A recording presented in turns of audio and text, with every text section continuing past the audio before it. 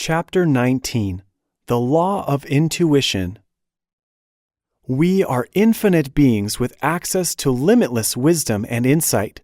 We can access this wisdom by listening through intuition to our sacred selves and to the divine. There is so much we don't know.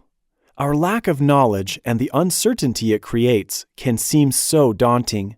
This is particularly true when we're trying to make major decisions and we don't know how things will turn out.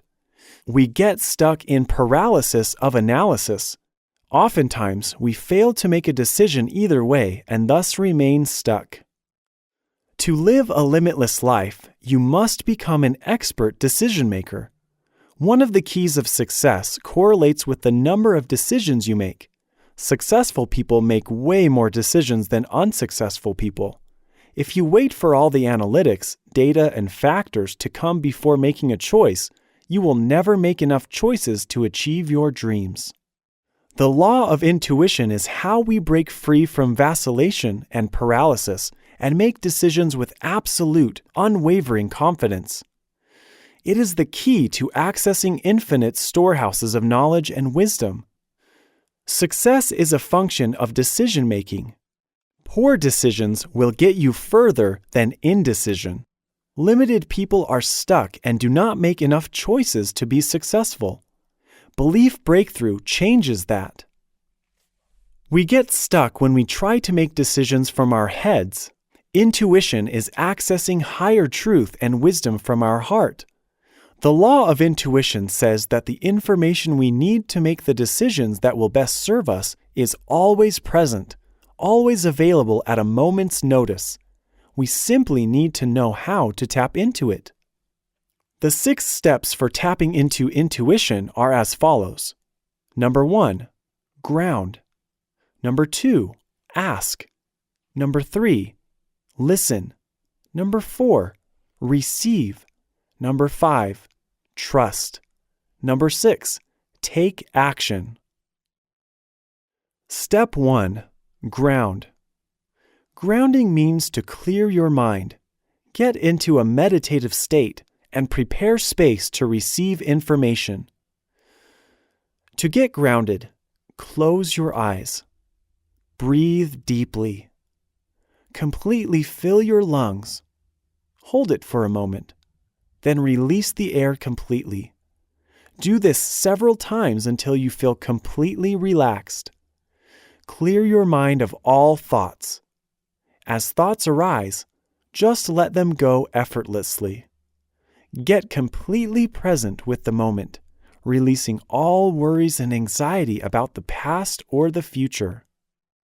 Step 2, ask. Once you're grounded, then ask the pressing question that you're struggling with. Is there something you want that you haven't been getting? Where are you blocked and stuck? Where would you like a breakthrough? You can ask your questions as yes or no or open-ended. Here are some examples of possible questions to ask. Should I accept that new position at work or stay where I am? Should I invest this money, build this business? What is the number one limiting belief that is blocking my progress? Why am I reacting to this person or situation this way? What's my next step to make blank happen?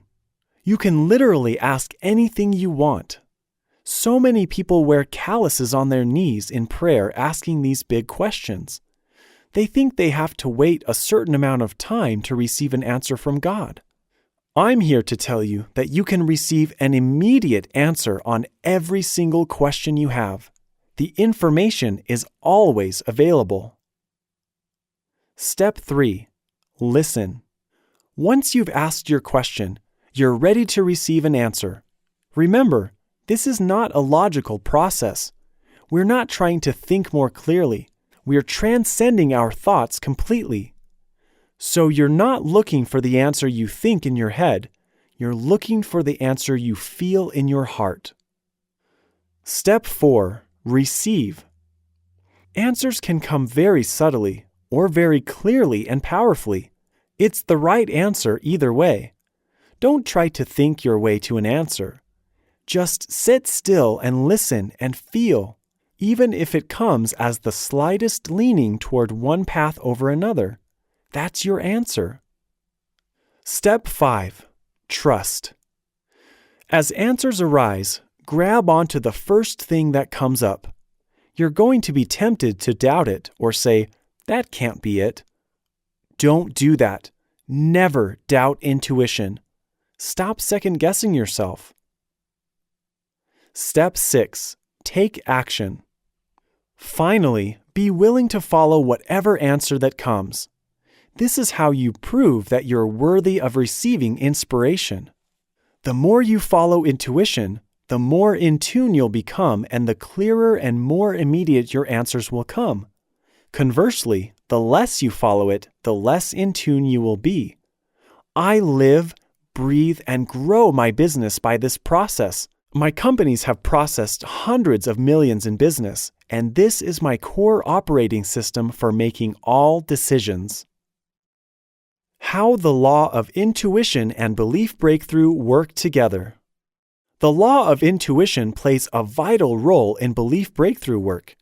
It's how we identify false beliefs when going through steps 2 through 4 of the belief breakthrough process. Identify a limiting belief, explore your memories, identify the deeper limiting belief. We ask our intuition to help us identify the number one belief limiting our results right now, and our intuition answers. We can trust that whatever arises is precisely what we need to work on. We continue trusting intuition as we dig deeper through our memories, then to find the deeper limiting belief. Our logical mind can often get in the way of this process. It's critical that we trust our intuition, to feel more from our heart than think from our head.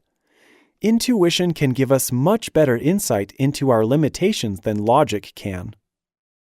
Case study. Desiree dodges a bullet by trusting intuition. Desiree is a member of the Limitless tribe who learned the importance of trusting intuition. Here is her story in her own words. Desiree is a member of the Limitless tribe who learned the importance of trusting intuition in a powerful way. Here is her story in her own words. When I was pregnant with my 4th child, I started noticing issues with my body. I would experience blurred vision, numbness in my extremities, and other symptoms. I tried to just push them aside and ignore them. One night, I was putting my son to bed when I suddenly had an overwhelming feeling that something was terribly wrong. I was a week away from my due date, so again, I tried to ignore it. I didn't want to be worried going into labor, but that feeling that something was wrong wouldn't go away. A week later, I delivered a healthy baby. Everything went fine with the delivery. But that night, when I started falling asleep, I would jerk awake, gasping for air. I couldn't breathe and I felt very weak. I went to see the doctor about the symptoms I was experiencing. He automatically concluded it was postpartum depression and anxiety. I said it was different. I just knew. But he just laughed, prescribed Xanax, and sent me out the door. This went on for quite a while. My symptoms were getting worse. On one occasion, I completely lost my vision for several minutes. I couldn't fall asleep. My memory started failing. I went to see the doctor again and told him I thought I had a brain tumor. He said, "Desiree, get real. You don't have a brain tumor." None of my family or friends believed me either. They all thought I had lost my mind. I felt so alone. The feeling that I needed to take action continued to overwhelm me. I started eating a raw food diet because I didn't know what else to do. One day I was looking in the mirror and I noticed that my pupils were different sizes. I called my ophthalmologist and he said that could be a sign of something serious and ordered an MRI. The MRI showed a small cyst in my brain. The doctor said they'd just watch it to see if it grew. I said, "No way. I've known for months that something is there. We're doing something about it now." So I contacted a neurosurgeon. His tests showed that the cyst was large and he said I needed to get it out. The surgery wasn't covered by my insurance and was going to cost me $80,000, and I didn't have that kind of money. So we did our best to raise funds. We couldn't raise enough, and I became discouraged.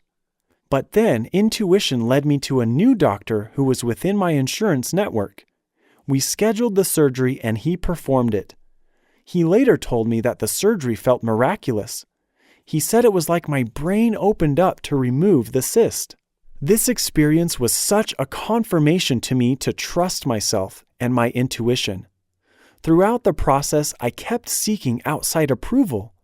I wanted everyone to agree with me. I had this overwhelming feeling to act, and no one believed me. What I learned is that only you know you. Only you can receive that inspiration or intuition for yourself. No one knew what I was experiencing. I didn't know how it was all going to work out. It really taught me to listen to intuition and to pay attention and not give up just because people don't believe me or tell me to do something else. Take action and apply the law of intuition. Practice developing your intuition by asking the following questions using the 6-step intuition process you learned above. Number 1. What is the number one limiting belief that has been holding me back? Replace this with a new, empowering belief. Number 2. What is an important question that has gone unanswered for a long time? Ask what your next step is in relation to an active goal you are pursuing. Write down the answer you receive. Here are some selected quotes on the topic discussed in this chapter. I believe in intuitions and inspirations. I sometimes feel that I am right. I do not know that I am. Albert Einstein. Be brave enough to live creatively. The creative is the place where no one else has ever been. You have to leave the city of your comfort and go into the wilderness of your intuition. You cannot get there by bus, only by hard work, risking, and by not quite knowing what you are doing. What you will discover will be wonderful. Yourself. Alan Alda. When you reach the end of what you should know, you will be at the beginning of what you should sense. Khalil Gibran. If the single man plant himself indomitably on his instincts and there abide, the huge world will come round to him. Ralph Waldo Emerson.